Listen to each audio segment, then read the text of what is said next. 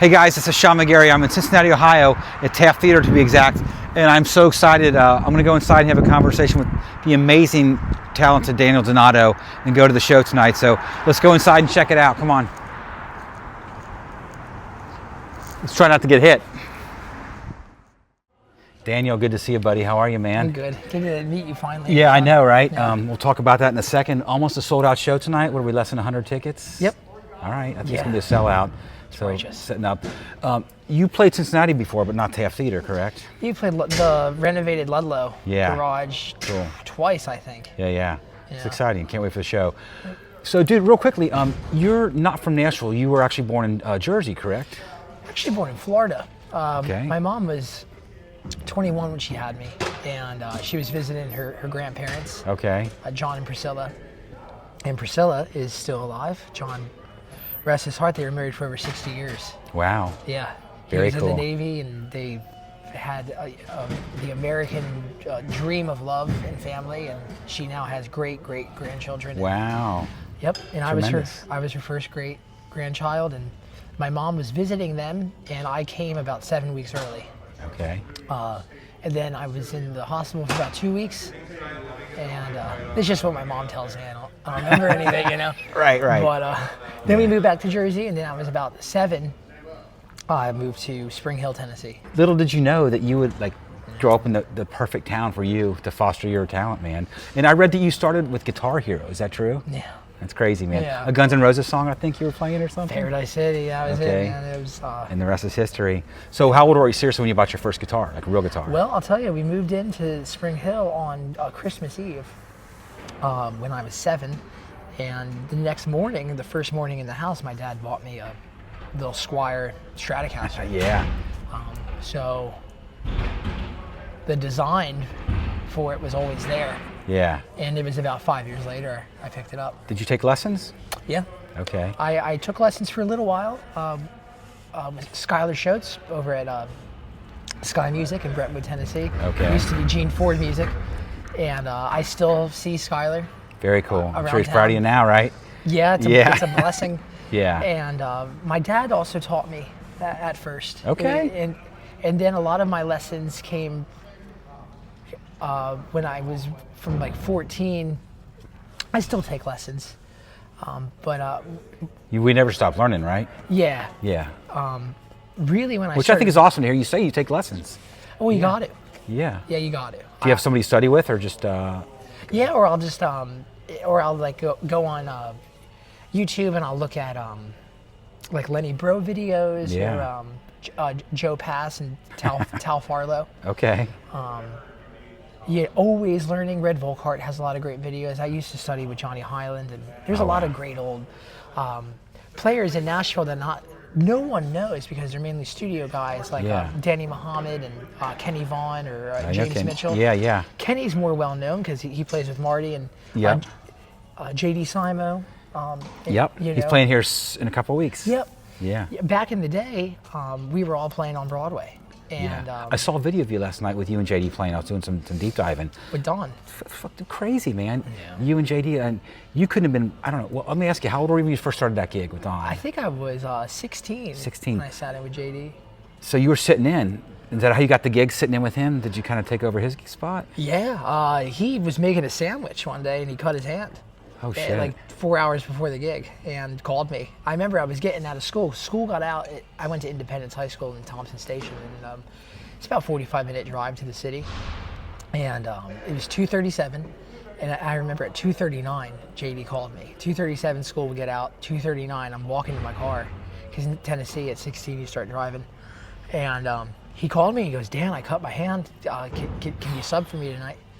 And sure enough, you know. And then Don. Were you nervous, excited? Were you prepared? I definitely prepared, definitely excited, and definitely nervous. Yeah, all those things. Had you been in, sorry to interrupt, but had you been in bands before that, or was that like your really first band? Been in high school bands. Okay. But I'd been, the thing though is that when I was 14,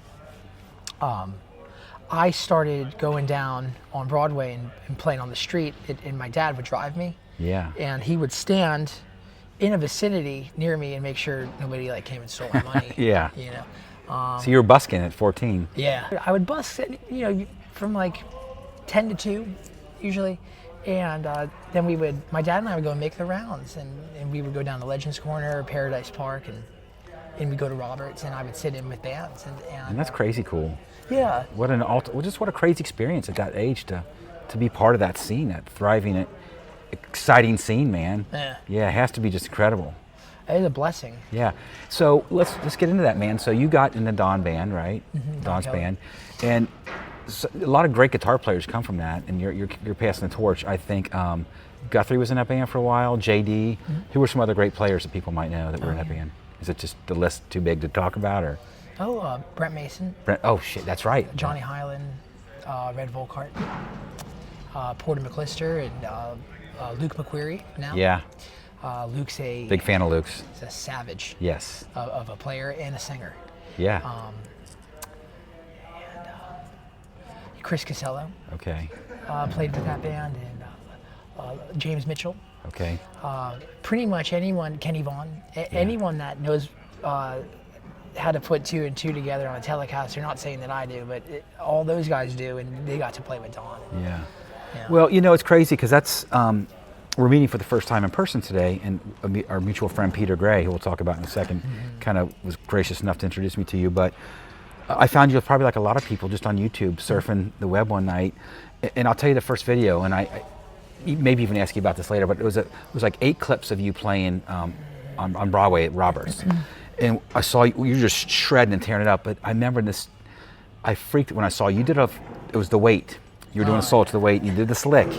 It's like this little run. We'll talk about it later, but like, man, I must have watched that 100 times, and I was just like, I just fell in love with your guitar playing after that. I was like, oh my God. So I've been studying you on YouTube, but it's just cool because, you know, now on YouTube and stuff, you feel like you know these people just from watching your videos, and you get to know them just watching your playing. It's I got off topic a little bit, but that's how I discovered you playing in that band, and now you're doing your own thing. It's just crazy how things happen so fast, right?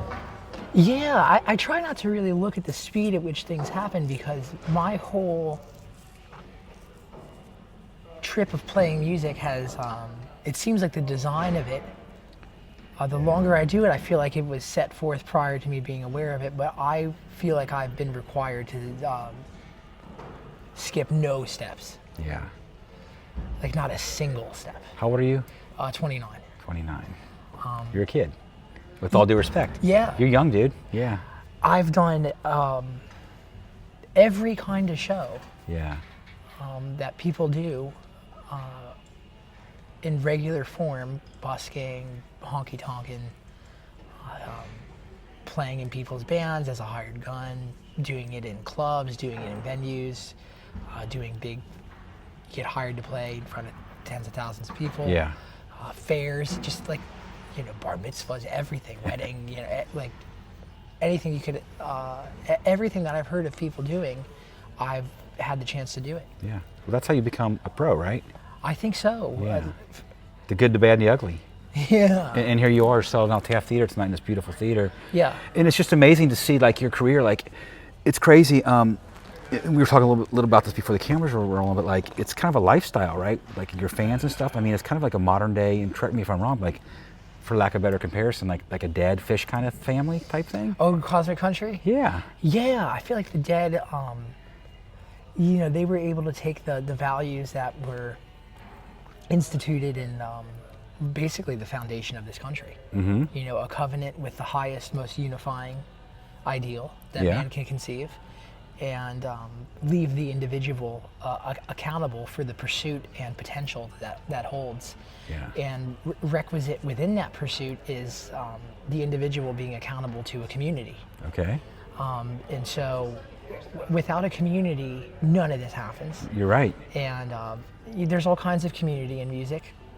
And people have different word symbols for community. So in Nashville, they say maybe you're doing really, really well on radio, and that's part of your community. Mm-hmm. But our community, and not saying we won't do that, but right now our community is more or less this caravan of people and individuals that come to our show. And do they follow your tours and stuff? Yeah, there'll be people here tonight that were out west with us and.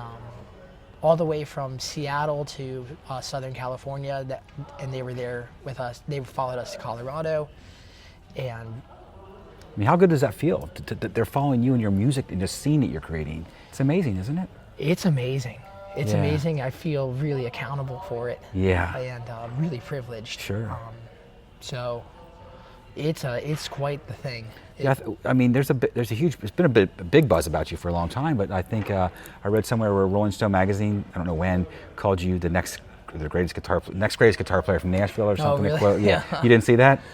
I think maybe I see a lot of things. Yeah. It was. I'm not sure when it was. I saw the quote recently. Yeah. Yeah, I don't really get down on media. Okay. Or, well, you're smart, or probably. Publicity. Yeah. I do like Bob Dylan's interviews of where he used to kind of rug and tug people. I'm more of a song and dance man. Yeah. I think the most true things in life, or the things that really just we have words for them. People say universe. They'll say they'll call it karma. Some people say God. Some people say intelligent design. Some people say love. These words, to me, you can't actually define them at all. They cannot be quantified nor qualified. Mm-hmm. They just are, and it seems the whole life experience unfolds into a greater realization of whatever that is. Right. And so I feel like that's when I every night and every day, that's what I'm trying to serve. Yeah. With music. And so you're a true artist. I have no problem. I'm sorry to cut you off. Like you feel. To qualify it, I'm so sorry, man. Yeah. But you're one of those artists like that. You are the music. Oh yeah, don't be sorry. Yeah. I'm watching you play, you are. I don't know what you're encompassing, but you're taking all this energy and you're giving it back to people. Yeah. And a lot of people phone it in, even the great ones, but you're not, man. Oh yeah, well that's a thing I've never been able to. I've always felt wrong phoning it in. Yeah. And even before I knew that there was such a thing, it was just something magnetically, electrically, cosmically, gravitally. I've just never been able to do that with guitar. Yeah. And playing music and singing and just music. I've never been able to do it, and at first in my life, that was a very confusing thing for me to understand. Some people say, "Oh, it's just showbiz," and that's true. It is show business. But I feel like that's a very small percentage of what's going on. Yeah. And I saw, you're right. And I saw that you guys had spent maybe 29 weeks on some radio, like alternative country radio or something. Yeah. Which is cool. But I don't listen to radio anymore, so I feel like your audience is all organic, man. And it's like you're doing it the old-fashioned way. You're playing shows. You're getting bigger, and it's just amazing to see, man. And so you told me you don't take any time off at all, right? You're just touring nonstop. Chris Casello, when I was 14, who's a fantastic musician, that would be great for your program, down in Nashville, turned me on to Grady Martin, all the Johnny Burnett recordings, and great rockabilly musician. Yeah. Not that that's all he is, but he told me one day, I think I was 15. We were on a trip to Norway, and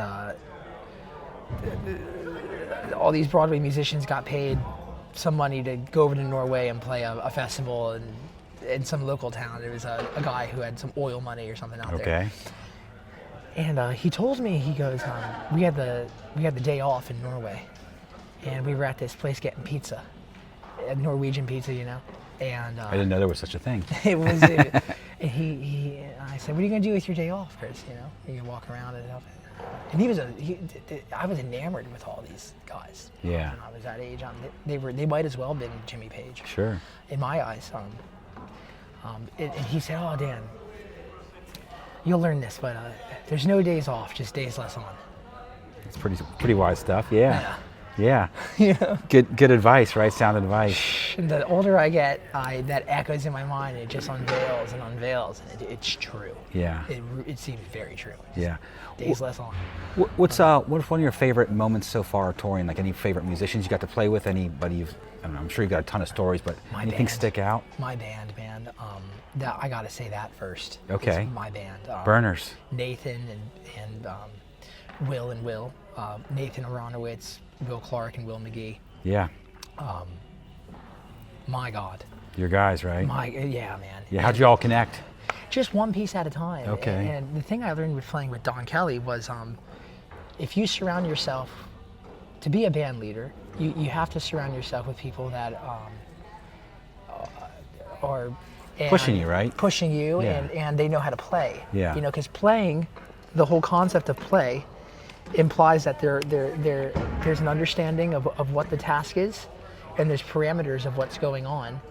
But within the game of playing, whether it's playing music or playing anything, everyone is accountable. Yeah. And anybody can add their personality and soul to it at any given point. Yeah. And in Nashville, there is a gravity commercially of a tendency to sound like a sound, yeah, as opposed to sound like you.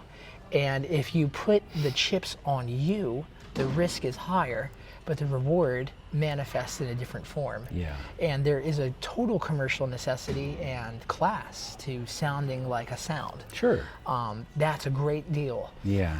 But everyone in my band, that was the thing with Don, was he could tell right away if you had a sound as a player, whether you're a drummer, upright bass player, guitar player. And that was something that I always loved. So I did want to ask you, like, you know, obviously you're hugely successful doing your band, right? But did you ever have aspirations to be like a studio musician? Oh, yeah. Okay. Is that something you still can contemplate doing down the road, or? I don't know. Yeah. When I discovered Brent Mason, that was the idea of that being a career was really exciting to me. Yeah. But just my personality and the way where my strengths are and my weaknesses are, I feel really blessed to have had the opportunities that I've had with the people that I've been able to surround. You feel like you're more of a live player, man. Like, not that you wouldn't be an incredibly talented studio musician, but man, your live stuff is. Oh yeah. Yeah. Well, that was a weird thing for me too, because a lot of the time the live guys, at least in Nashville, they didn't have that myelin with like the music theory and being able to caress the Nashville number system and dial in a tone, and I was always able to do that. Okay. But there was something on the more spiritual side of me that was always really attracted to the experience of what was happening in the present moment, and in the faith that is required to stake a claim with that approach. And I was just always attracted to that, and that's just where it happened. Well, I think, you know, from an outsider, you're where you're supposed to be right now. This thing is just incredible, you know. And I did want to ask you one more thing about this. Where did this whole scenario come, or like the band idea, as far as what you've turned into, like kind of the scene and this whole like the cosmic theme come up? Is that something that just happened organically, or is that something you had thought out? Cosmic Country? Yeah. Where did the exact term come from? Is that from you? Well, it was, I had, back when I was 18, 19, there was a fellow who was running a publishing company out of Jack Clement's house, a famous music producer and player and writer of songs. Worked with Johnny Cash and Townes Van Zandt, and all the great era of Nashville and a lot of Texas music. I had I was working out a publishing deal with him, and I never signed one, but I went and played some songs for him. And he's like, Dan, you know, I don't really know what this is, you know. I see you play country all the time, and I know you love country music, and you play, but it just doesn't sound like the kind of country that we can do a lot with, you know. And at the time, it really bummed me out. But in my heart, I knew that I love country music. Right. You know, and so I just left it as a question. It was like, well, what kind of country music is it that comes out of my soul? And years later, it got answered.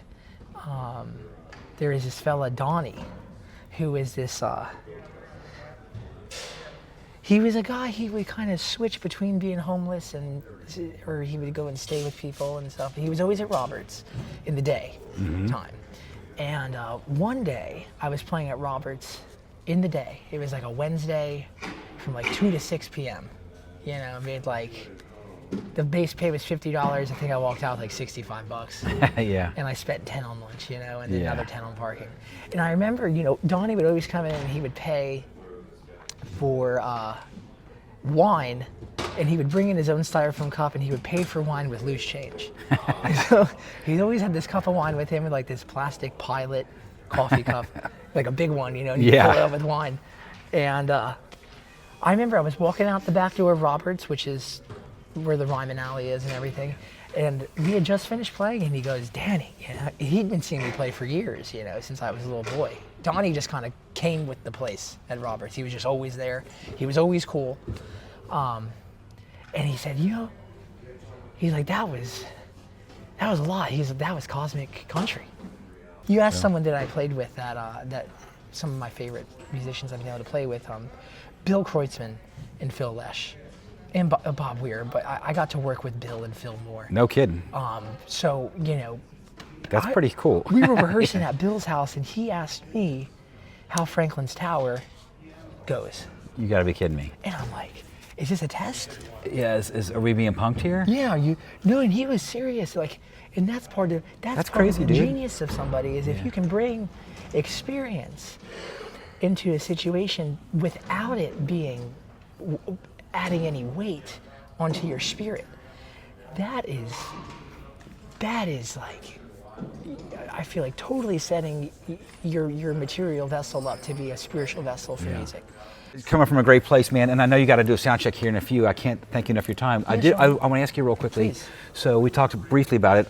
One of my great friends, Peter Gray, who I love Peter. So I don't know how you told me you met because you were working with the band, right? Yeah, the Wild Feathers. Okay. The Wild Feathers. Yeah. Okay. So I did want to ask you. He told me for your 21st birthday, he ran out the rainbow for you, right? Peter, that's pretty cool. Yeah. If he's watching that, yeah. So is that a cool night for you?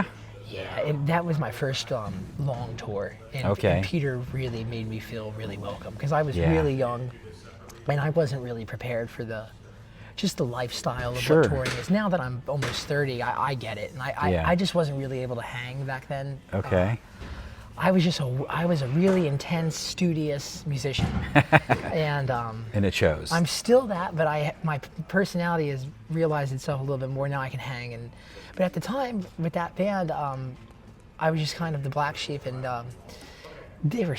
Wild Feathers are such a fantastic band. And we were at, back when Peter was at Warner, he had this beautiful office and we had Sugarfish catered and he had all these guitars in his room and Peter already knew me and he just made me feel so welcome and we've kept in touch ever since then. And you know, the thing that I love about Peter, and he'll say this, but he does this, which is way more important than saying.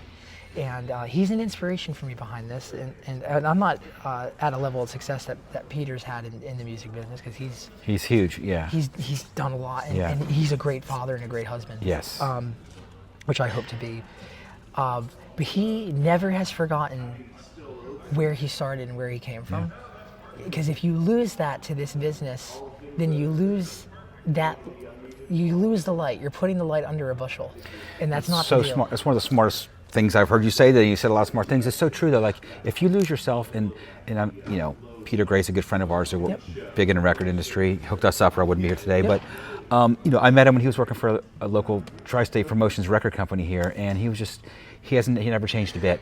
You know, he's the same guy. You know, he's a strong person. Yeah, and he's also a badass guitar player, by the way. He is a righteous player. Yeah, he is. So maybe someday we could all jam together if that could happen.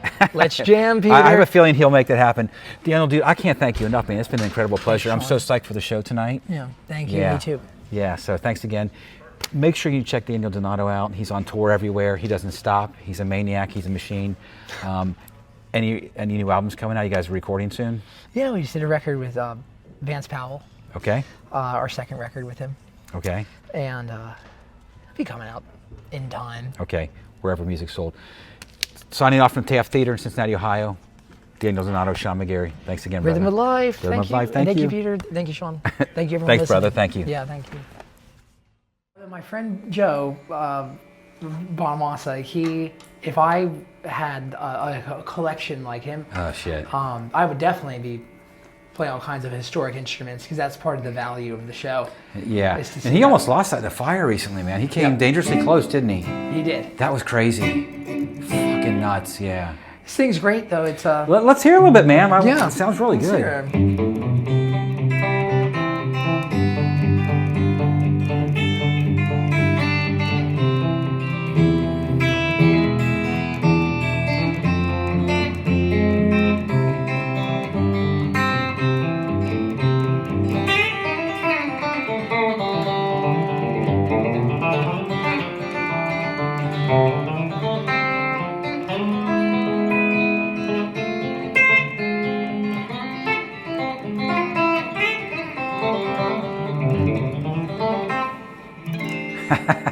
Yeah, man. That's really nice. Sounds great. Even with that little amp, that sounds really good. Yes, well, Peter has one of these. He has one of these. He has the big Mustang. Okay, the big Mustang. Yeah, this is the Mustang. That's a LT4. little Mustang. I actually got the idea to get the Mustang from Peter when I was at his house a few years ago. Okay. Yeah, because he showed me in his office. Yeah. In his house, he was like, "I don't need a pedal board anymore." Yeah. He's like, "I can just like, you can just."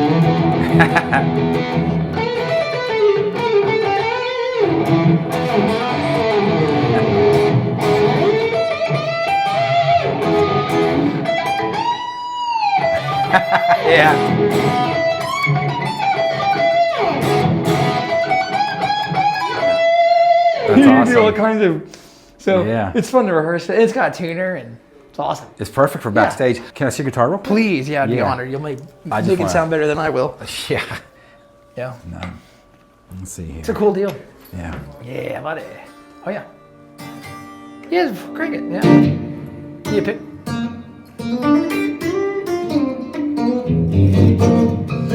It's a heavy neck, man. Yeah. Heavy.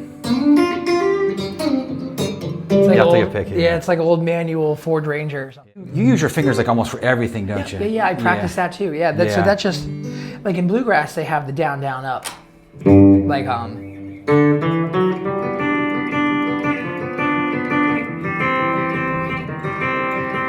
Billy Strings, John Stickley, Brian Sutton could do it way more than me, but I've always been doing that, but just with my fingers. So Okay. and that's like the Danny Gatton deal. Right. So I practice that all the time. Like Yeah. something you could do there is like a.